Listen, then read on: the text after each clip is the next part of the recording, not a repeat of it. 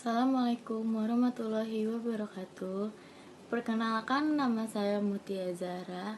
Saya dari Fakultas Ilmu Sosial Ilmu Politik, Program Studi Kesejahteraan Sosial. Di sini saya akan membahas materi tentang negara dan pemerintahan. Yang pertama, saya awali dengan pengertian negara itu sendiri. Negara adalah suatu wilayah yang ditempati oleh beberapa orang di dalamnya. Orang-orang ini disebut dengan sebutan masyarakat. Negara bisa memaksakan kekuasaannya kepada orang-orang yang berada di wilayah ini. Negara menetapkan cara-cara sampai di mana kekuasaannya ini berguna bagi masyarakat yang ada di dalamnya, baik secara pribadi maupun secara kelompok, sehingga negara dapat mengintegrasikan masyarakat menuju kehidupan yang sejahtera dan menuju tujuan yang sama. Dalam rangka ini, negara diartikan mempunyai dua tugas yang pokok. Tugas negara yang pertama adalah negara dapat mengatur kekuasaan-kekuasaan yang asosial, di mana negara ini berfungsi mengurangi pertentangan yang ada di dalamnya, pertentangan-pertentangan yang dilakukan masyarakat antar masyarakat dengan masyarakat lainnya, di mana pertentangan ini bisa memecah masyarakat yang ada di dalamnya. Yang kedua, negara berfungsi mengintegrasikan kegiatan-kegiatan sosial yang ada di masyarakat demi tercapainya tujuan yang dimaksudkan oleh masyarakat itu sendiri. Negara mempunyai sifat-sifat yang hanya dimiliki oleh negara sendiri, tidak dimiliki oleh asosiasi atau organisasi-organisasi lain selain negara. Umumnya, beberapa negara itu mempunyai sifat memaksa, sifat monopoli, dan juga sifat mencakup semua.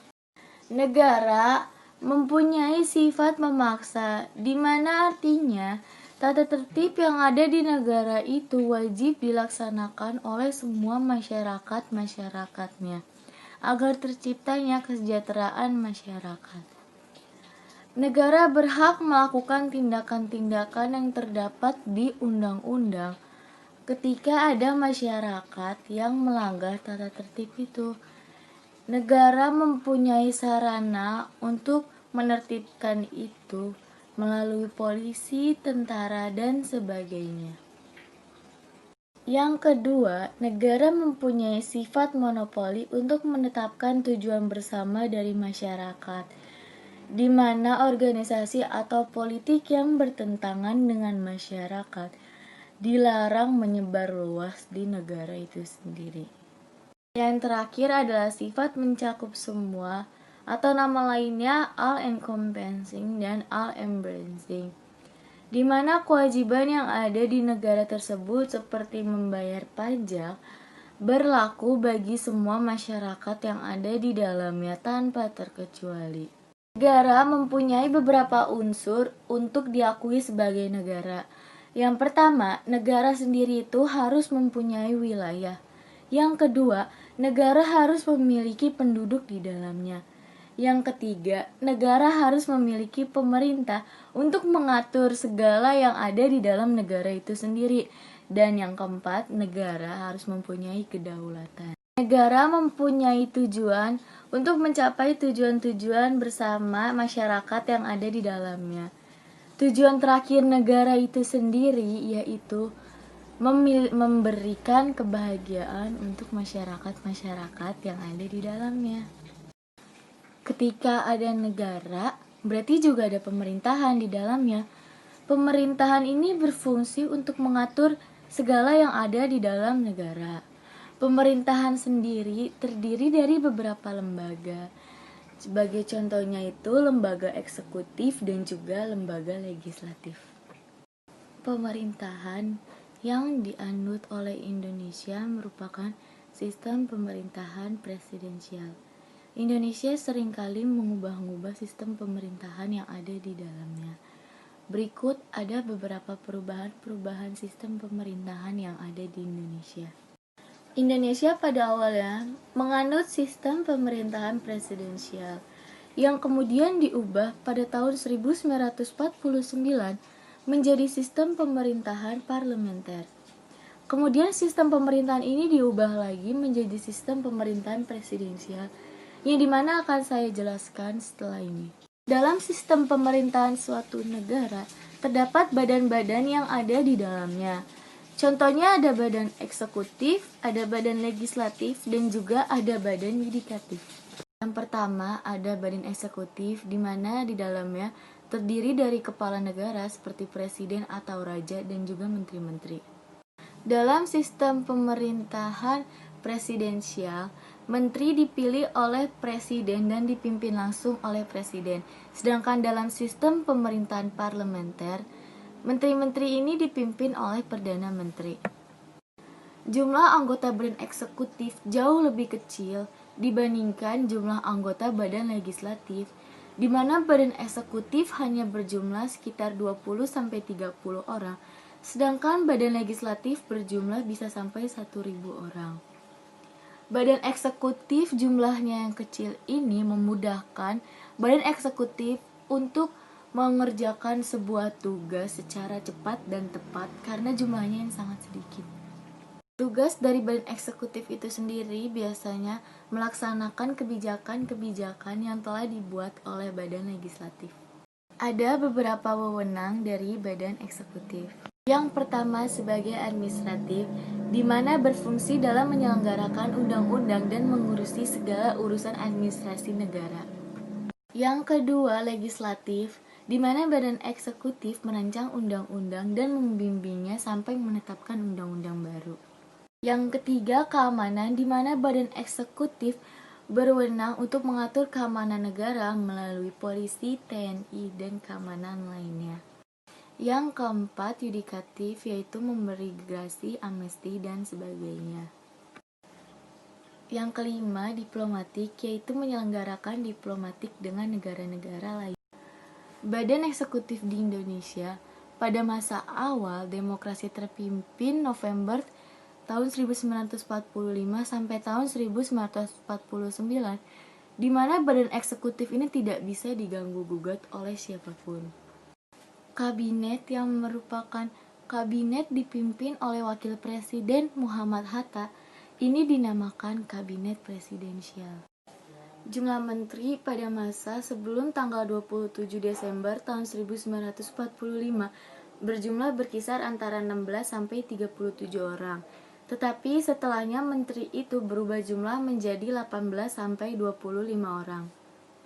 Mulai Juni tahun 1959 berlaku kembali peraturan undang-undang di mana menteri diangkat langsung oleh presiden dan menteri bertanggung jawab kepada presiden. Menurut undang-undang, presiden memiliki waktu menjabat selama 5 tahun yang dapat dipilih kembali selama 2 periode. Jika ingin membuat undang-undang, presiden membutuhkan DPR untuk mengesahkan undang-undang itu sendiri.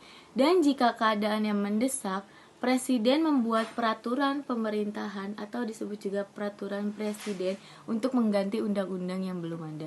Dalam masa Orde Baru, ketetapan presiden seumur hidup yang dilakukan oleh Presiden Soeharto dibatalkan karena masa jabatan presiden itu hanya 5 tahun.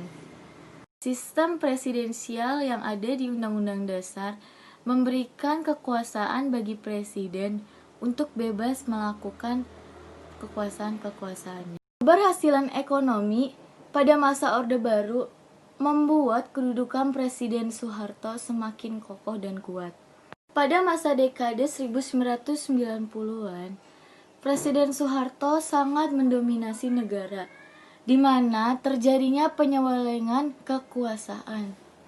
Penyelewengan kekuasaan ini semakin menjadi-jadi ketika tahun 1998, di mana tidak ada boleh satupun orang yang membuka mulut untuk berbicara yang dapat menyinggung Presiden Soeharto.